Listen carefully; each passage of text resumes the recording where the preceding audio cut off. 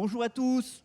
Comme on a 25 minutes, je vous propose qu'on commence tout de suite. Voilà, je m'appelle Rémi Godot, je suis le directeur de la rédaction de L'Opinion et je suis ravi de modérer cette controverse dont le titre est, je ne sais pas s'il s'affiche quelque part, je vous le rappelle sinon, comment mieux financer l'Europe de demain. Et pour répondre à cette question, je reçois deux experts, je devrais même dire plutôt deux acteurs majeurs du sujet dont nous allons parler.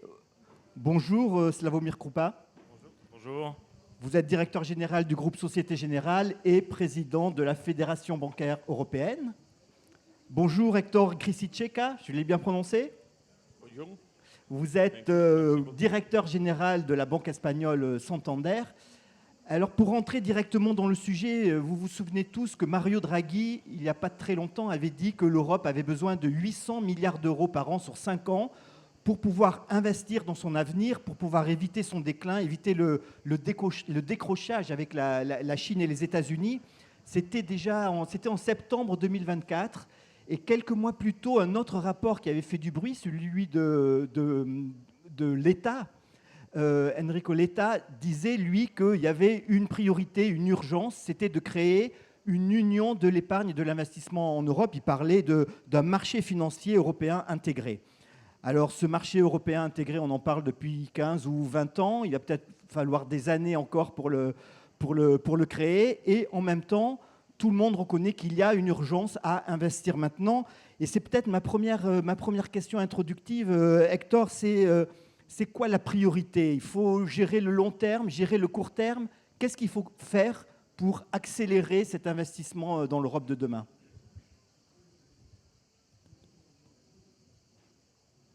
Thank you very much, Rémi. Merci beaucoup. Désolé, je ne parle pas français, je vais m'adresser à vous en anglais si ça vous va, ou en espagnol si vous préférez, mais enfin bon. Ce que vous l'avez dit est vraiment important. Je crois, moi, que ce que l'Europe n'a pas, c'est le temps, ce qu'elle n'a pas. Le temps, c'est vraiment essentiel et l'Europe doit bouger rapidement. Je crois que nous avons pas mal de, je dirais, de diagnostic sur ce qui doit être fait. D'autre part, on sait exactement ce qui doit être fait, mais ce que l'on a besoin de faire, c'est d'agir maintenant. Ce que l'Europe a besoin, c'est de la croissance.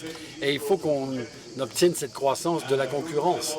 Vous parlez de l'union d'investissement, des économies, par exemple, de l'épargne, mais on ne peut pas attendre cela. Ce qu'il faut faire, c'est qu'il faut...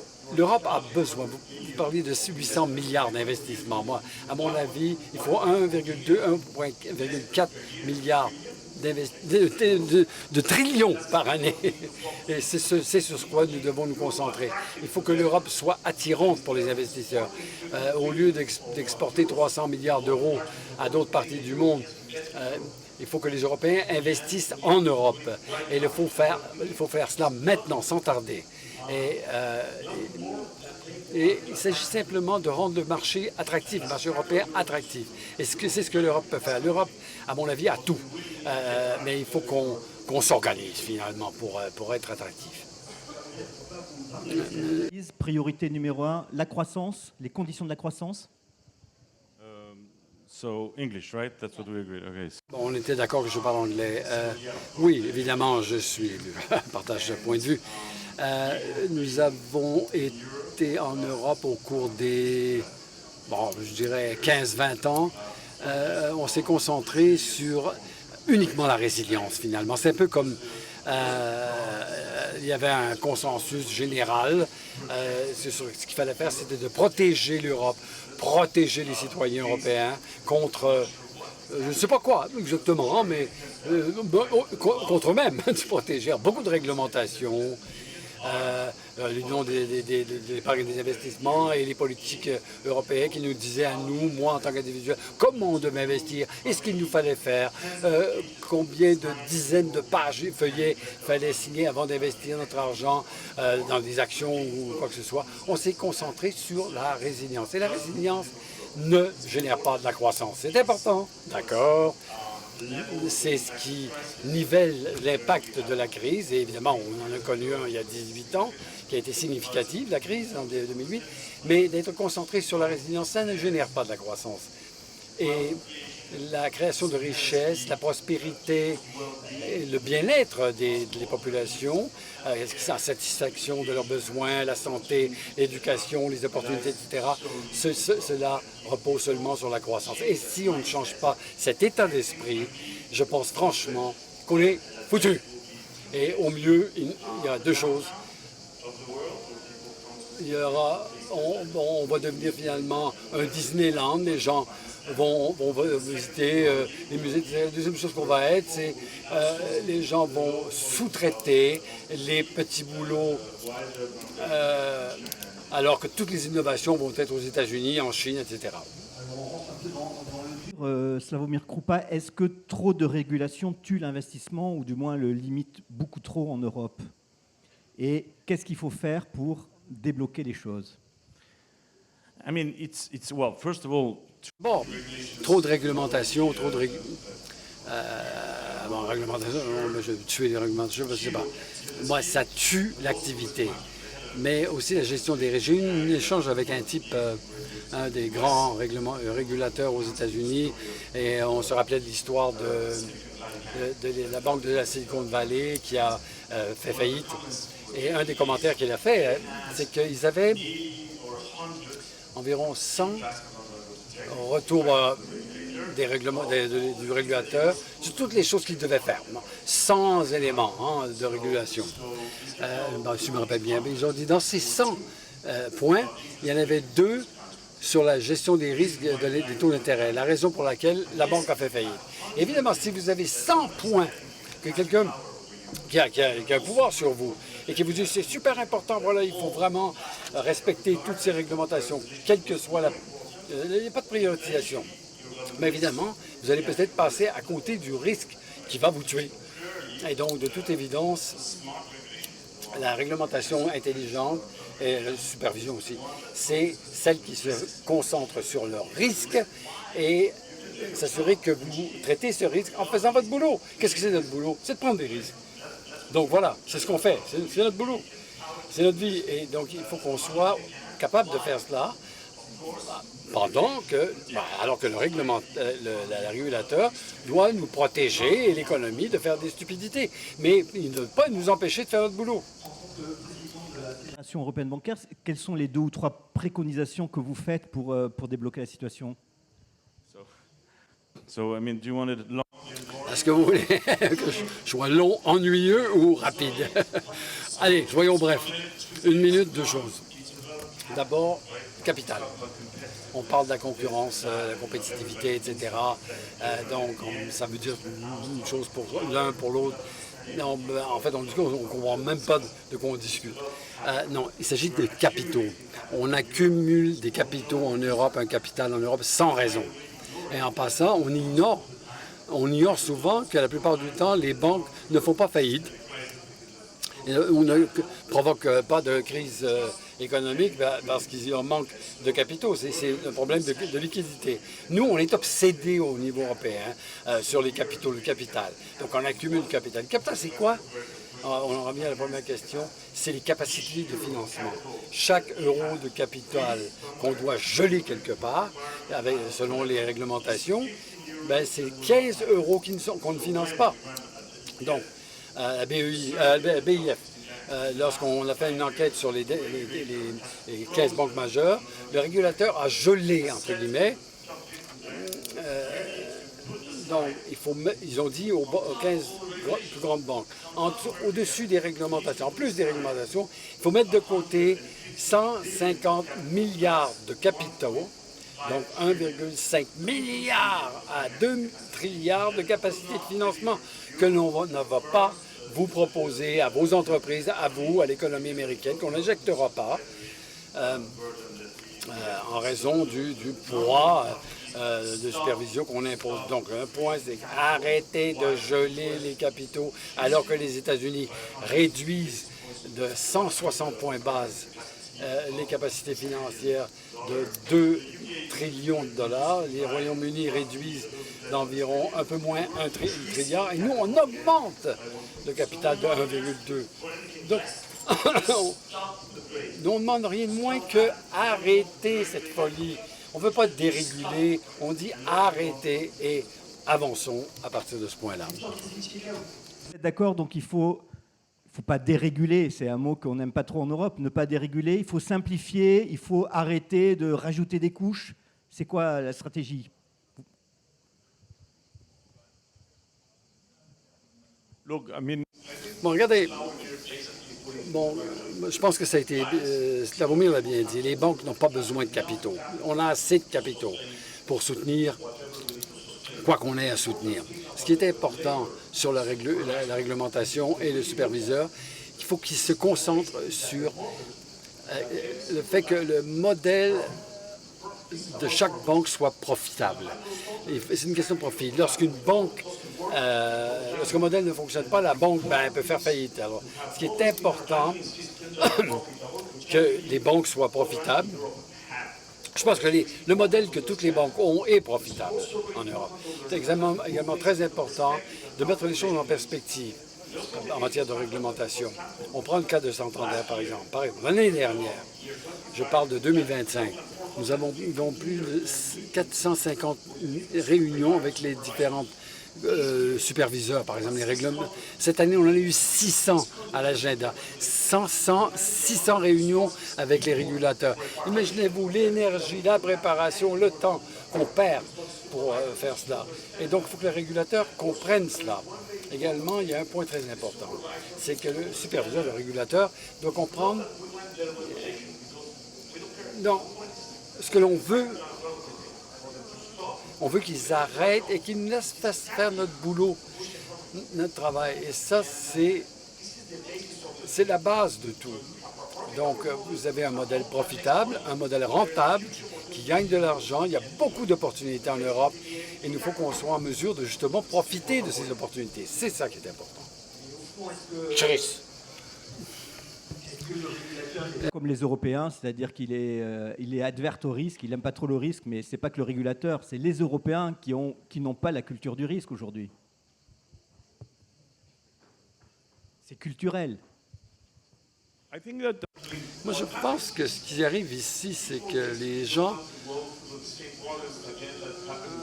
ne veulent pas revivre ce qu'ils ont connu en 2008. Donc, il faut dire les choses clairement. Les gens doivent comprendre que les banques, en fait, sont là pour prendre des risques. Et nous avons les capacités, on a les modèles, on a les infrastructures nous permettant de prendre le risque de bonne façon.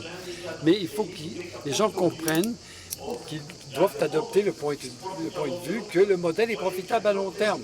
Mais il faut qu'ils comprennent, par exemple, dans le cas de nous, on exerce dans différents pays dans le monde, le montant de capital qu'on doit investir aux États-Unis vis-à-vis d'une banque américaine, aujourd'hui, on est en train d'acheter une banque américaine. Il faut qu'on mette 160 points de base sur notre bilan, juste pour prendre le portefeuille qu'on a aux États-Unis, pour reprendre le portefeuille. Donc, en exploitant une banque aux États-Unis, il faut qu'on ajoute du capital ici, en Europe. Et en fait, on n'est donc pas au même point, au même niveau que la banque américaine, donc au point de vue concurrentiel. Et donc, ce que l'on voit, c'est en Europe, les banques américaines, finalement, entrent sur ce marché avec beaucoup moins de contraintes de capitaux. Donc, ils vont nous tuer au milieu, parce qu'on ne joue pas selon les mêmes règles. Nous, on doit garantir tellement que... Alors, un autre point, c'est qu'en 2025, nous avons augmenté le financement de 1%. Les banques américaines ont augmenté les prêts de 5%, de 10%. Donc, c'est mécanique. C'est un point que je voulais soulever. Récemment, j'ai été participé à un autre panel dans une conférence à Paris avec un représentant chinois, un entrepreneur chinois brillant dans le domaine de l'énergie, des renouvelables, batteries, etc. Je sais que vous le connaissez, un type absolument brillant. Et il avait apporté une réponse géniale à dire quel est le problème, pourquoi on est différent, pourquoi on prend des risques, etc. Dites-vous, vous n'avez pas un écart en point d'investissement. Vous avez un écart en termes d'état d'esprit. Oui, on a un écart en termes d'état d'esprit. Franchement, c'est plus les autorités que les entrepreneurs, les gouvernements plutôt que les entrepreneurs. Pour les entrepreneurs en Europe travaillent partout dans le monde, dans le domaine de l'aéronautique, dans la construction, le militaire, etc., des champions dans l'énergie, dans les telcos, dans le secteur bancaire et tout ça. Les entrepreneurs, les citoyens, ils veulent avancer, ils veulent la croissance, ils veulent être plus riches, améliorer leur niveau de vie, etc. Et je pense qu'il faut qu'on change l'état d'esprit tout en haut. Énormément d'épargne aussi en Europe. Or, tous les ans, il y a 300 milliards d'épargne qui s'investissent en dehors de l'Europe. À qui la faute là, peut-être Slawomir Krupa, mais à qui la faute? Aux politiques, à la fiscalité, aux banques qui gèrent leur rente, à l'état d'esprit? Comment faire pour débloquer ça? Il y a de l'argent. For me, it's the mind. Pour moi, encore une fois, c'est l'état d'esprit. C'est l'état d'esprit parce que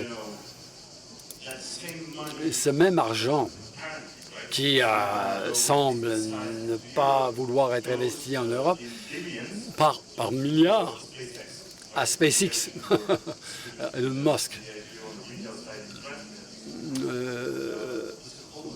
Il y a un tas de gens qui ont décidé d'investir là-dedans. Et à la fin, c'est cet état d'esprit.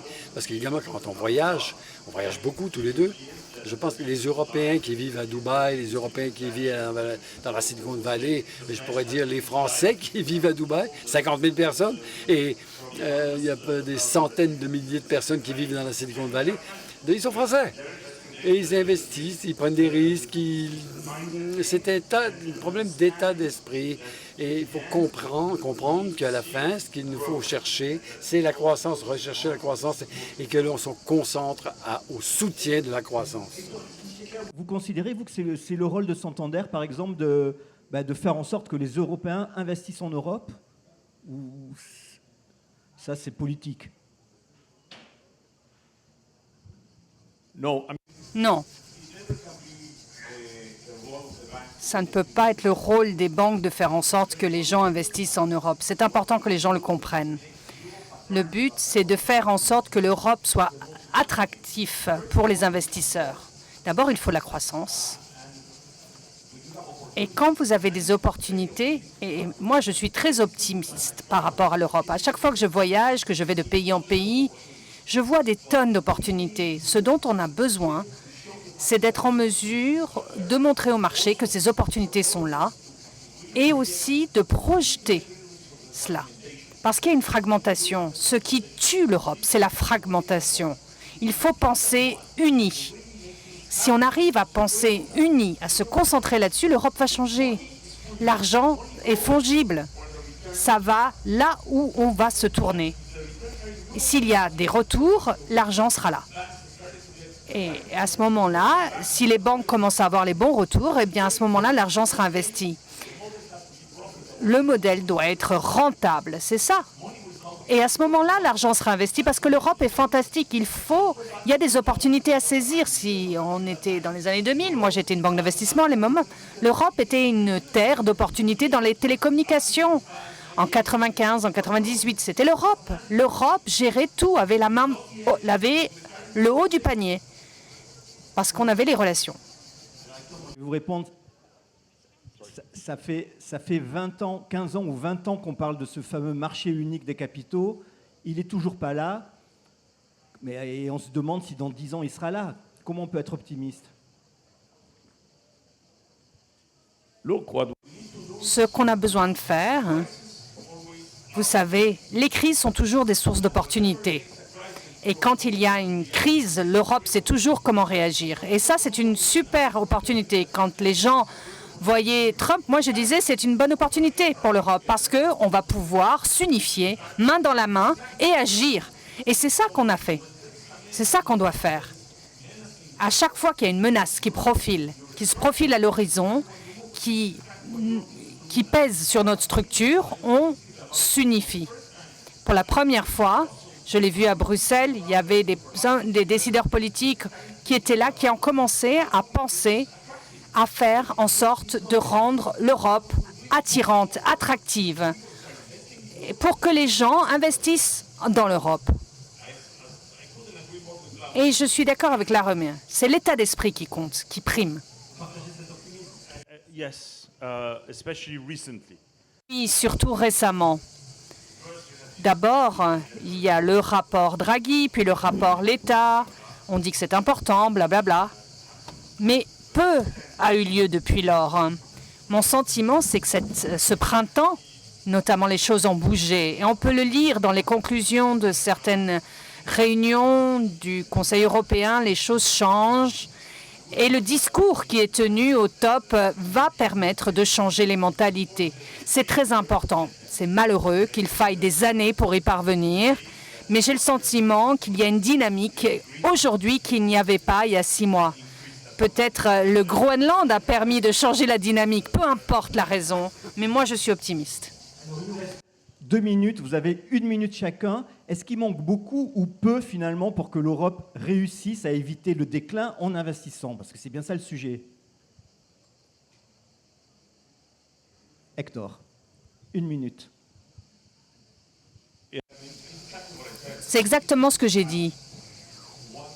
On a besoin d'un jeu d'action à mener à bien maintenant.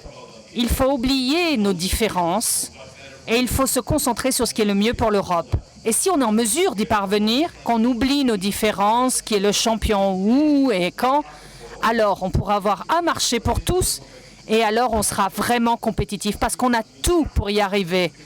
On a un marché de 250 millions de personnes. On a beaucoup d'épargne. Même les Américains, ils n'ont pas autant d'épargne si on compare par rapport à la population. Le pouvoir d'achat aussi. On a tout ce qu'il faut, mais il faut qu'on le fasse, qu'on se retrousse les manches. Je dirais, dans l'esprit de ce que nous essayons de véhiculer comme message aujourd'hui, c'est qu'il s'agit un petit peu d'opérer un changement dans la mentalité, beaucoup au top de la hiérarchie en Europe, dans l'administration européenne, mais aussi nous-mêmes. Il faut qu'on change. Il faut qu'on n'ait pas peur de ce qui pourrait advenir, mais être plutôt très enthousiaste, super enthousiaste de ce qui pourrait advenir. C'est à la fois rien, et c'est dans nos mains, c'est à portée de main. Ça dépend des choix que nous allons opérer, mais c'est aussi beaucoup. Et donc, soyons optimistes. Merci beaucoup. Merci.